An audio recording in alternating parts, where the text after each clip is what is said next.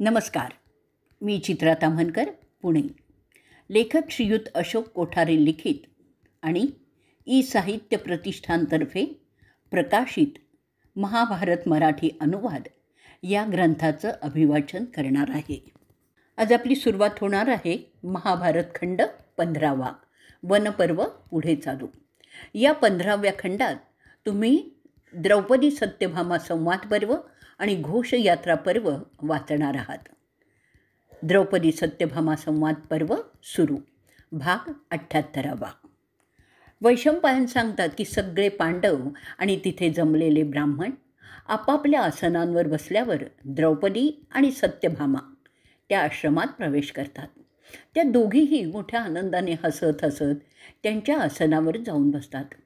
अरे राजा, त्या दोघी बायका ज्या एकमेकींची नेहमीच प्रेमाने त्यांच्या जीवनाबद्दल बोलत असतात, त्या आत्तासुद्धा कुरु आणि यदू घराण्याच्या लोकांबद्दल गोष्टी सांगू लागतात. द्रौपदी विचारते त्या सिंहगठी सत्यभामेला, जी कृष्णाची लाडकी भार्या आणि सत्यजिताची कन्या, अगं सत्यभामे, मला सांग, तू पांडूंच्या तेजस्वी पुत्रांचं संगोपन कसं करतेस गं? ते तर बलवान, सुंदर आणि साक्षात लोकपाल असावेत असे आहेत, तर तुझ्या आज्ञेत असणार आणि तुला जसं पाहिजे तसं वागवतही असणार. अशा स्थितीत तुला त्यांचं आकर्षण वाटत नाही का गं? कशा प्रकारे तू तो मोह टाळत असतेस ते मला ऐकायचं आहे. त्यांनासुद्धा तुझं आकर्षण वाटतं का गं? असं काय कारण आहे की तुमच्यात तसलं नातं उत्पन्न होत नाही? काही व्रतस्थतेचं बंधन, की वैराग्यबुद्धी, की औदासिन्याचं धोरण, असं काय आहे ते मला ऐकायचं आहे. मला त्याची उत्सुकता आहे. का काही जादूटोणा की जडीबुटी वापरून त्यांना तू दूर ठेवण्यात कामयाब होतेस गं? काही यज्ञ, होम, मंत्र, औषधी काय वापरलं जातं, की आणखीन काही त्यामागील कारणं आहेत ते आता मला तू सांग. पांचाली त्यावर उत्तर देते, ज्या पवित्र बंधनामुळे कृष्णाचं आणि माझ्या पतीचं नातं तयार झालं ना, त्यामुळे मी सदैव त्यांच्याशीच प्रामाणिक आहे. त्यात दुसरा कोणताही असा प्रकार नाही ज्यांचा तू आत्ता उल्लेख केलेला आहेस. द्रौपदी तिला आणखीनही सांगते की ज्या काही तऱ्हा तू आत्ता बोललीस ना, त्या विकृत मनस्थिती असलेल्या बायकांच्या असतात. ते ऐकून सत्यभामा चपापली. द्रौपदी पुढे सांगते, तू असं विचारणं अयोग्य आहे हे तुझ्या लक्षात येत नाही आहे का? माझ्या पावित्र्यावर तू संशय दाखवती आहेस. तू बुद्धिमान असूनही असं विचारतीयेस याचंच मला आश्चर्य वाटतं आहे. मी कृष्णाच त्यांची पट्टराणी आहे. पुढे ती म्हणते, जेव्हा पतीला समजतं की त्याची बायको धूपधुपारा दवादारूच्या फंद्यात पडलेली आहे, त्या क्षणापासून तो तिचा द्वेष करू लागतो किंवा त्याला तिची भीती वाटायला लागते. जणू काही त्यांच्या शेजघरात साप घुसला आहे, त्यांची झोप उडून जाते. अशा माणसाला अशांतता आणि संशय यांनी घेरलेलं असतं. त्यांचं सगळं सुखच संपतं. धूपधुपाऱ्याने किंवा मंत्रतंत्राने कोणताही नवरा त्याच्या बायकोच्या ताब्यात राहत नाही. आपण ऐकतो, एखाद्या व्याधीने शत्रू बेसावध माणसाला गारद करू शकतो. ज्यांना आपल्या वैर्याचा नाश करायचा आहे ते त्याला काही जहर कुठल्या तरी स्वरूपात भेट म्हणून पाठवतच असतात. आणि जर त्या बेसावध माणसाने त्या गोष्टीला स्पर्श केला किंवा ती चाखली तर तो त्वरित मरूनच जातो. अशा काही महिलांमुळे माणसांना असे व्याधी होत असतात. त्याच्यात गरमी, परमा किंवा नपुसकत्व प्राप्त होणं, आंधळेपण किंवा बहिरेपण, वेडसरपण असे बरेच काही होत असते. अशा वाईट बायका पापांच्या मार्गाने जात असतात. अशा बायका कधी त्यांच्या पुरुषांना त्रास देऊ शकतात, नुकसानही करू शकतात. परंतु पत्नी जी त्या पुरुषाची अर्धांगिनी म्हणवून घेते, तिने कदापिही अशी कृत्य करू नयेत. आता मी काय सांगते ते नीट ऐक माझ्या प्रतिष्ठित मैत्रिणी. आता तुला मी सांगते मी कसं पांडूंच्या मुलांशी वागते. मी पोकळ रुबाब किंवा क्रोध तसंच काही मतलब असं काहीही न धरता त्या पांडवांना आणि त्यांच्या इतर बायकांना माझ्या घरात सन्मानपूर्वक वागवत असते.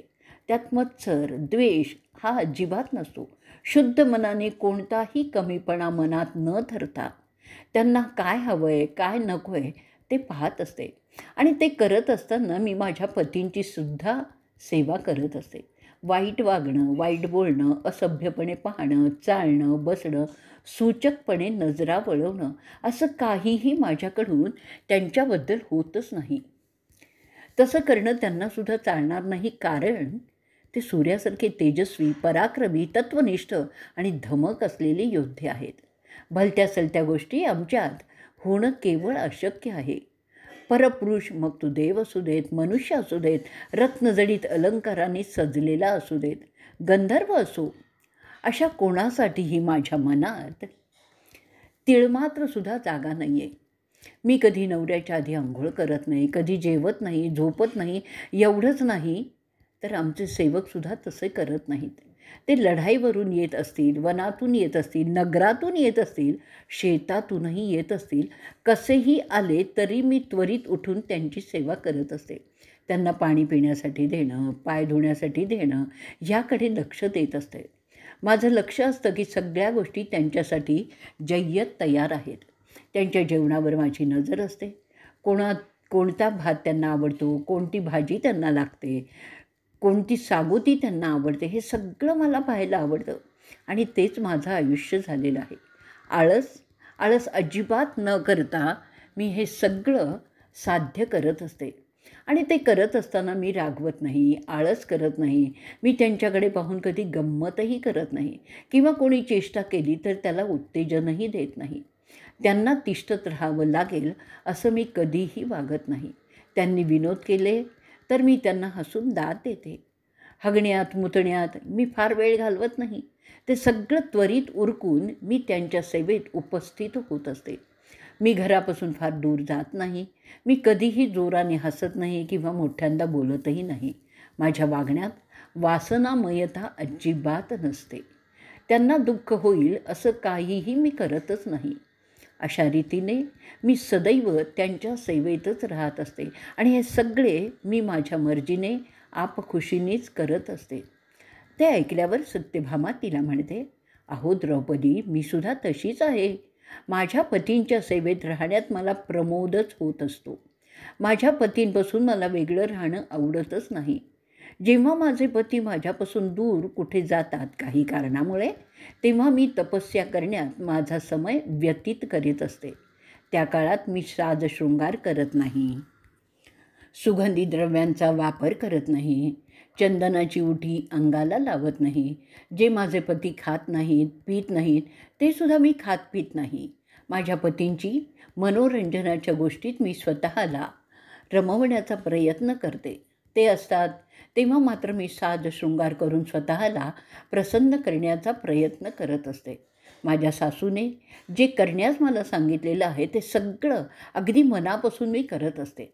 मी नातेवाईकांशी कसं वागावं, काय करावं, दान कोणाला करावं, केव्हा करावं, कोणत्या देवाची पूजा करावी, असं सगळं त्यांच्या सांगण्यानुसारच मी करत असते.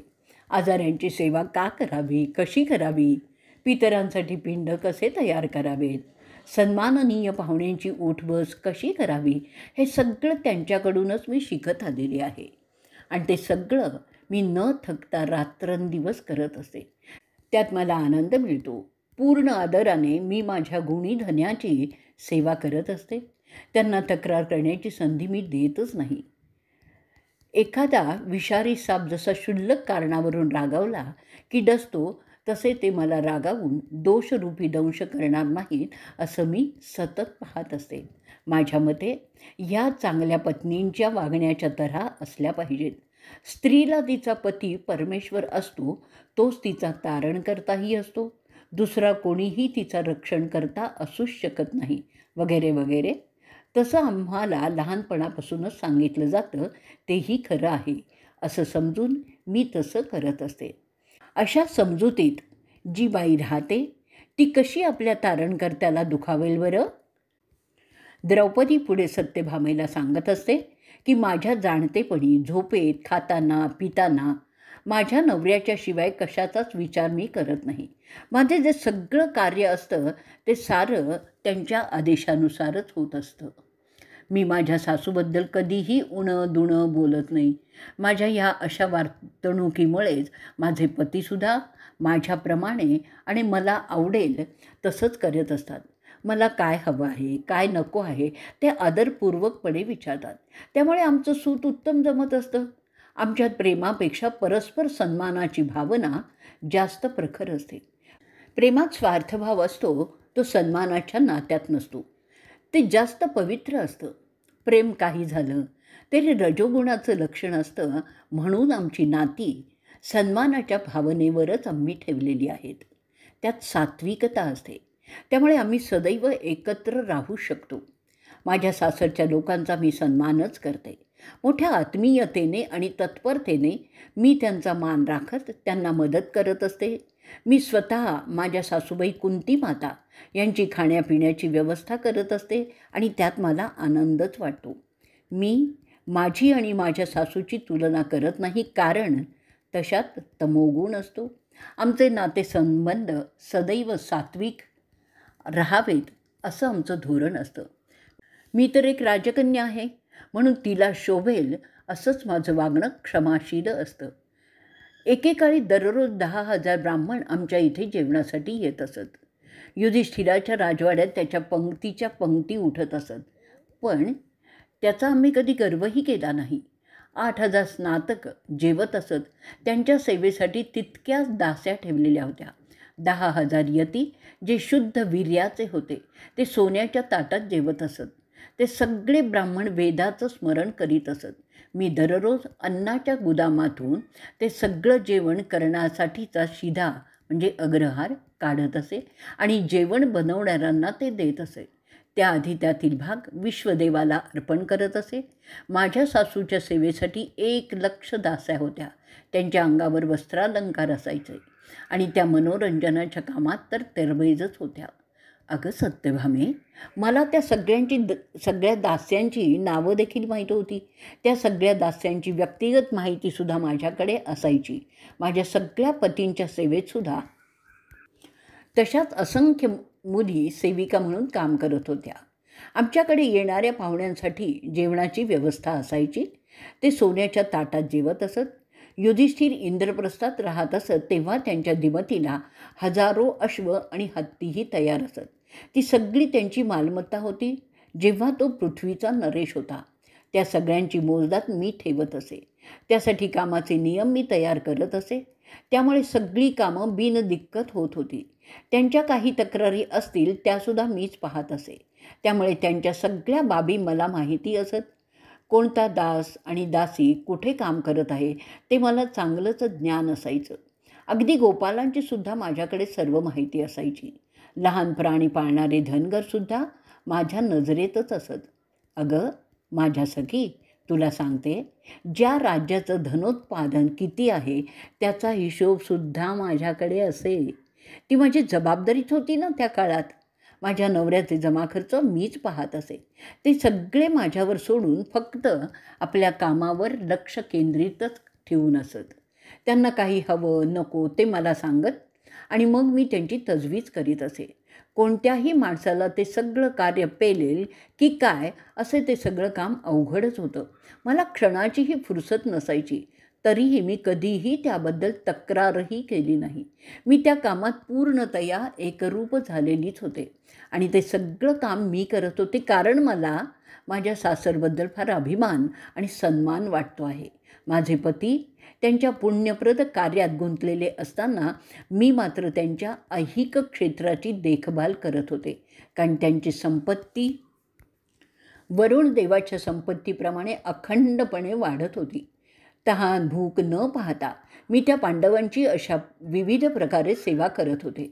माझ्यासाठी रात्र काय दिवस काय सारखेच होते. फक्त काम काम आणि काम असं माझं ते जीवन होतं. तरी मला त्याचा त्रास कधी वाटला नाही. अगं सत्यभामे, माझ्या या अशा सततच्या कामामुळे माझे 5ही पती माझ्या आज्ञेत राहत असत. ही नवऱ्यांना बायकोचं आज्ञाधारक ठेवण्याची माझी पद्धत होती. मला कधी जादूटोणा त्यासाठी वापरावा लागलाच नाही. मी कधी तशा गोष्टी करणारसुद्धा नाही, सांगून ठेवते तुला, कारण ती खरी शहाणी पद्धत नाही आहे. वैशंपायन पुढे सांगतात, कृष्णाचं ते पुण्यप्रद विवेचन ऐकल्यानंतर सत्यभामा, जिला सुरुवातीपासून पांचालीबद्दल आदर होता, तिला ती म्हणते, अगं पांचालाच्या राजकन्ये, मी गमतीने बोलली असेन गं, काही तरी त्याबद्दल मला माफ कर हं. त्यात कोणताही वाईट उद्देश नव्हता गं. अशा रीतीने द्रौपदी सत्यभामा संवाद पर्व भाग 78 इथे संपलेला आहे. भाग 79. द्रौपदी तिला म्हणते, आता तुला सांगते मी माझ्या नवऱ्याचं लक्ष खेचण्यासाठी काय करत असते. त्यात कोणताही पापमार्ग नाही किंवा फसवणूकही नाही. त्या पद्धतीचा अवलंब करून तू किंवा कोणीही स्त्री तिच्या पतीला आज्ञेत ठेवू शकेल. त्या पद्धतीचा अवलंब करणाऱ्या स्त्रीला अशी भीती बाळगण्याचं कारणच राहणार नाही की कधीतरी तिचा पती दुसऱ्या बाईकडे पाहिल. सत्यभामे, एक गोष्ट लक्षात ठेव की जर तू तुझ्या पतीला संतुष्ट केलंस तर तो स्वर्गीय देवांपेक्षा जास्त चांगला असा आपल्याशी वागू लागतो. तो जर तुझ्यावर खुश असेल तर तू जे काही मागशील ते तुला तो देण्यास तयार असतो. परंतु जर तो नाराज किंवा रागावलेला असेल तर काहीच मिळत नाही. आपल्याला मिळणारी अपत्य त्यांच्यामुळेच होत असतात. ज्यात आपल्याला आनंद वाटतो ते सगळं त्याला खुश ठेवून तू मिळवू शकतेस. चांगलं घर, चांगले बिछाने, हार, अत्तर, चांगली आसनं, घराचं सामान, त्याच्या कर्तृत्वामुळे आपल्याला समाजात मान मरातबही मिळत असतो. त्याची बायको म्हणून लोक आपल्याला मान देतात. त्यातून केवढं सुख मिळतं ते तुला माहीत आहेच आहे. आपल्या आत्मीयतेच्या वागण्यामुळे तो समजतो की त्याची भार्या त्याच्यावर संतुष्ट आहे. त्याचं त्याला समाधान मिळत असतं. तो आला असं समजलं की तू त्वरित उठून त्याला दर्शन दिलं पाहिजेस. त्याआधी कोणी दुसरी बाई त्याला स्वागत करण्यासाठी गेली तर तो मनातल्या मनात खट्टू होत असतो, हे तुला समजलं पाहिजे. अशा साध्या सोप्या क्लुप्त्या असतात गं, पण त्याचे परिणाम फार मोठे उपयोगाचे असतात. तो आला की त्याला पाणी देणं, पाय धुण्यासाठी व्यवस्था करणं, असं साधं सोप्पं पण उपयुक्त वागणं त्याला धरून ठेवण्यात मदत करत असतात. त्याने जर आपल्या सेविकेला हाक मारली तरी तिला न जाऊ देता स्वतः त्याचं काम करण्याचा उत्साह दाखवला ना, तर तो जरी तसं उघडपणे दाखवत नसला तरी मनातल्या मनात तुझ्यावर मात्र खुश झालेला असतो. त्याच्या मनाची स्थिती काय आहे ते पाहून मगच तू तुझं तोंड उघडशील. उगीचच त्याच्यापुढे कटकटींचा तक्रारींचा पाढा वाचण्याची घोडचूक कधीही करू नकोस. त्याला असं सतत वाटलं पाहिजे की तू त्याची मोठी चाहती आहेस. तुझ्या आधी जर तुझी सवत त्याच्या पुढे पुढे करत असेल तर समज तुझा पत्ता कापला गेला. म्हणून अशी संधी तू त्या बायकांना कधीही देणार नाहीस. तुझ्या सवतींच्या विरोधात जास्त न बोलता आपला मनाचा मोठेपणा दाखवत जा. त्यांचं त्याच्या मनात तुझ्याबद्दल आदर आणि त्यातून आकर्षण उत्पन्न होईल. लक्षात ठेव, आदरातून जे नातं तयार होतं ते चिरकाळ टिकतं आणि केवळ वासनिक प्रेमातून, मतलबातून अशी जी नाती तयार होतात ती तात्पुरती असतात. पतीशी असलेलं आपलं नातं चिरकाळ टिकणारं असावं लागतं. जर तुझ्याबद्दल त्यांनी काही नाराजी दाखवली तर त्यावर उलटवार करण्याची चूक तू कधीही करू नकोस. थोडा वेळ गेल्यानंतर त्याच्या मनातली अढी काढून टाकण्याचा प्रयत्न कर. तुझ्या पतीला आवडतं ते तुलासुद्धा आवडतं असं दाखवण्याचं निदान नाटक करावं, कारण त्यामुळे अर्धी लढाई त्यात तू जिंकलेली असतेस. तुझ्या पतीच्या विरोधात जे आहे त्यांच्याशी संबंध ठेवू नकोस. जर पटत नसेल तर गुपचूप राहा आणि योग्य संधीची वाट पहा. ती मिळतेच जर तू सावध असशील. तुझे 2 पुत्र आहेत, प्रद्युम्न आणि शंभ. त्यांच्याकडे त्यांच्या बापाविरुद्ध कागाळी करू नकोस. तसंच असंही बघ की सज्जन, तत्वशील, शांत प्रवृत्तीच्या अशा स्त्रिया तुझ्या मैत्रिणी असतील तर त्याच तुझ्या निमित्ताने तुझ्या पतीला भेटत असतील.